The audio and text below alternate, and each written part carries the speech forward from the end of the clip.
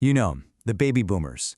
They're the generation that has pretty much shaped our entire modern world, from our politics to our pop culture. But here's the thing, where do they actually come from? Well, the answer is probably not what you're thinking, and it holds a really surprising lesson for our world today. So let's get into it. I mean, we all think we know the story, right?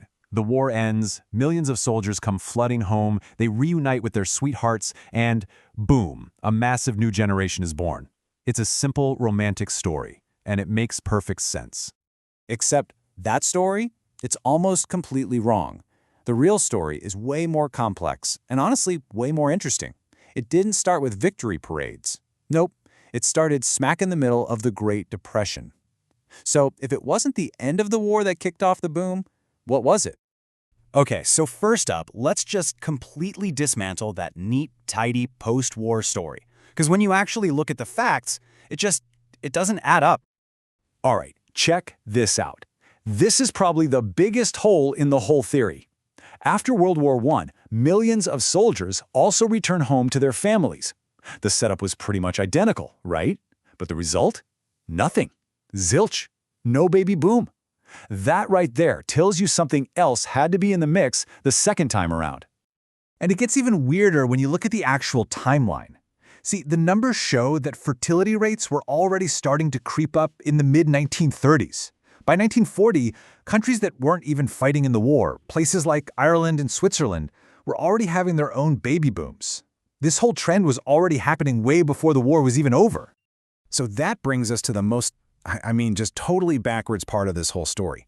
This population boom, it kicked off during one of the absolute worst economic times you can imagine, the Great Depression.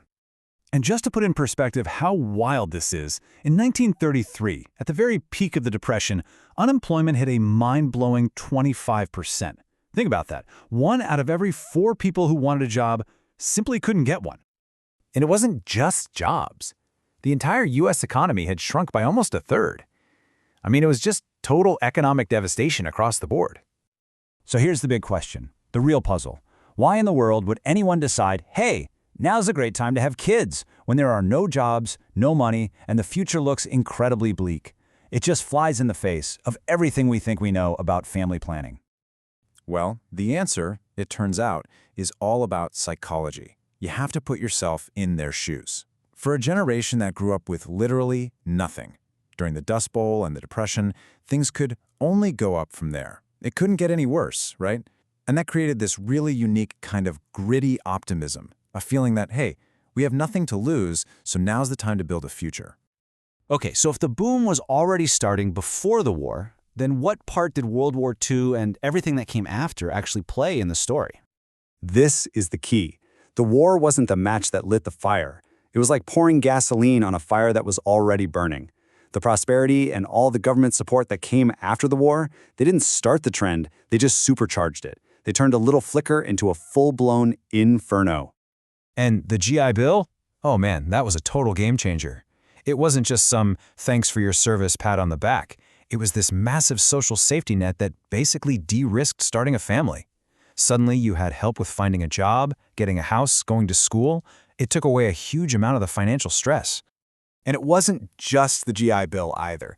You had this perfect storm of things making life easier. Housing was actually affordable. You could get a stable job and keep it for decades. Childbirth became incredibly safer thanks to medical advances. And hey, don't forget new tech.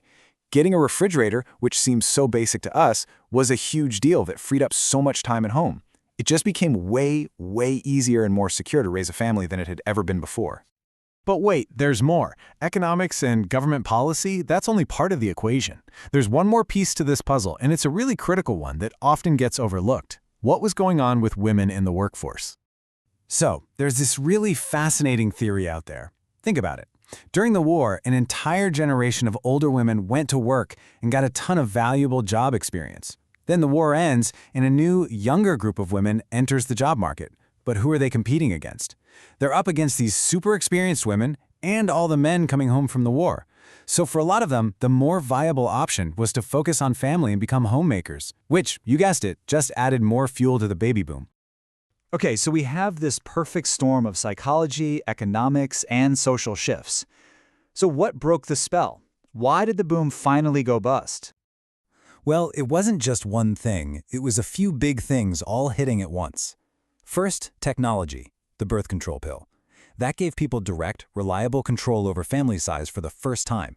Then, the social norms totally changed. The expectation became that you'd go to college, start a career, and then maybe think about marriage. And finally, there was a huge cultural shift, right? The focus moved away from this idea of collective duty and way more toward personal fulfillment and individual choice. And all of this brings us right back to today. I mean, look around. We've got our own economic anxieties, major social changes, an aging population. It kind of makes you wonder, could it happen again?